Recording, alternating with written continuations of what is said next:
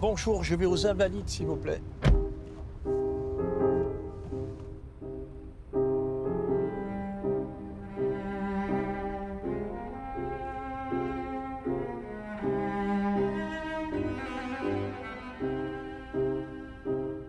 Je suis très marqué par ma foi, la foi chrétienne, qui est vraiment le moteur de ma vie.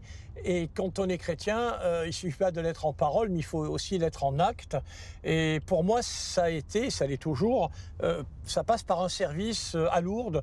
Je ne fais pas que ça, mais entre autres, Hospitaliers de Lourdes, ce sont des volontaires qui se rendent annuellement, en fonction de leurs moyens, à Lourdes pour se mettre au service des pèlerins malades.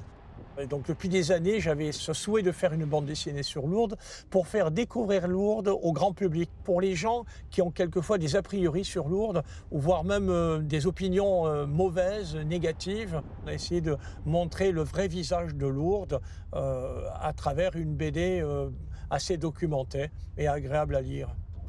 Lourdes est un lieu unique, exceptionnel. C'est l'un des rares endroits où on rencontre toutes les classes sociales, toutes les générations. Forcément, la majorité des gens, bien, ce sont des catholiques, c'est évident, mais il y a aussi des gens d'autres confessions chrétiennes et même pas mal de musulmans qui viennent, puisqu'ils ont un grand respect pour Myriam, pour Marie, qui est vénérée dans le Coran, et les hindous qui, eux, font un peu un syncrétisme de pas mal de religions. Donc à Lourdes, il y a une multitude de nations, de langues, c'est assez unique, et je trouve que quelquefois en France, on ignore ça. C'est pas nécessaire de croire en Dieu pour être bon. On peut faire plein de bonnes actions, on peut faire partie de l'association humanitaire sans être croyant.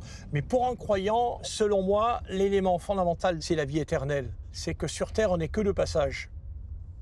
Je pense à la mort, à la vie éternelle, mais j'en ai pas peur, hein, absolument pas, parce que je suis profondément croyant.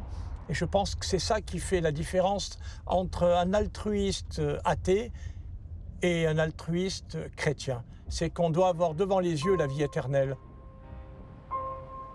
Merci à vous et puis bonne continuation. Au revoir.